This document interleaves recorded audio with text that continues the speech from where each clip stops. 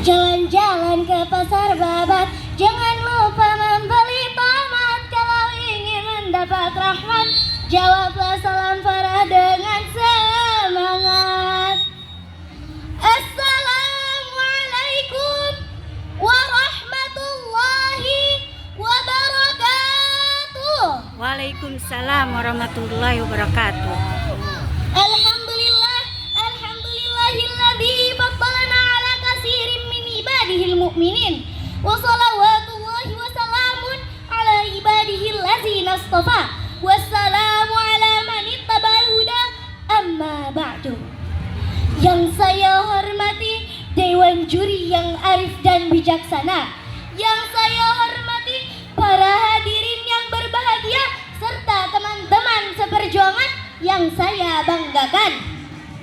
Puji syukur kita panjatkan kepada Allah Subhanahu wa Ta'ala.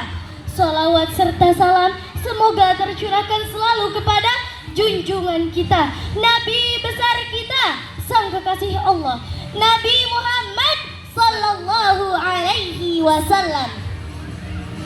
Dalam kesempatan ini, Farah menyampaikan tema Birrul Walidain. Dan Birrul Walidain ini, Farah menyampaikan kisah yang menggambarkan betapa besar perjuangan kedua orang tua kita kepada sang anak. Kisah siapakah itu, hai sahabat dai? Mau dengar? Ini kisahnya. Dalam kitab Sirah Nabawiyah dijelaskan bahwa Nabi Ibrahim telah mengantarkan istrinya yang tercinta dan anaknya ke tempat yang tandus, tidak ada orang dan tidak ada tumbuh-tumbuhan, yaitu di kota Mekah. Sayyidatina Siti Hajar ketika Ismail lapar dan haus, dia menangis. Oe, oe, oe. Siti Hajar merasa sedih karena perbekalan makanannya habis. Kemudian dari situ Siti Hajar mulai berjuang, berlari-lari kecil, menaiki bukit Safa dan Marwah sampai 7 kali, belum membuahkan hasil. Dan Ismail semakin menangis, menghentakkan kakinya. Dan saat itu Siti Hajar tetap bertawakal dan berdoa kepada Allah Subhanahu wa Ta'ala. Kemudian beberapa saat setelah Ismail menghentakkan kakinya, keluarlah air. Dan Siti Hajar berucap Zam-zam, yang artinya berkumpul, berkumpul. Dan kemudian Siti Hajar mengucapkan Alhamdulillah, terima kasih ya Allah. Dan ini diabadikan dalam rentetan hadis atau umrah yang biasa disebut dengan sa'i, Bapak Ibu dan teman-teman. Kemudian para hadirin, setelah Ismail tumbuh menjadi remaja, Nabi Ibrahim mendapatkan perintah melalui mimpinya, yaitu perintah untuk menyembelih anaknya dan menyampaikan perintah itu kepada Nabi Ismail. Ismail pun menerima perintah bapaknya sebagai tanda bakti seorang anak terhadap bapaknya. Dan saat Ismail mau disembelih, Allah Subhanahu wa Ta'ala menggantikan tubuh Ismail dengan seekor domba yang besar. Dan ini diabadikan dalam Al-Quran surah As-Saffat ayat 107. Wa fadainahu bidzibhin azim.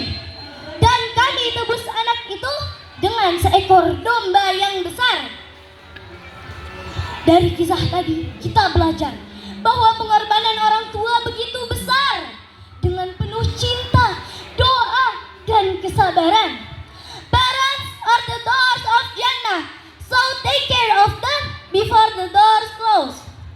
Orang tua adalah pintu surga, maka jagalah mereka sebelum pintu itu tertutup. Maka dengan itu jangan sampai kita menjadi anak yang durhaka, mau bagaimanapun tinggi pangkatnya, kedudukannya, kepintarannya, ibadahnya, puasanya dan sholatnya. Kalau durhaka kepada orang tuanya, maka nilai ibadahnya hilang. Na'udzubillahi min zalik. Lalu bagaimana cara berbirrul walidain? Al-Quran menjawab di penggalan surah Al-Isra ayat 23. Fala taqul lahuma uffin. Yang pertama, maka jangan sekali-kali engkau mengatakan perkataan ah. Yang kedua, mematuhi segala perintahnya dan menjauhi atas segala larangannya. Maka dari itu, mari kita menjadi anak yang berbakti kepada kedua orang tua kita. Membuat layangan dari bambu. Layangan indah, terbangnya tinggi.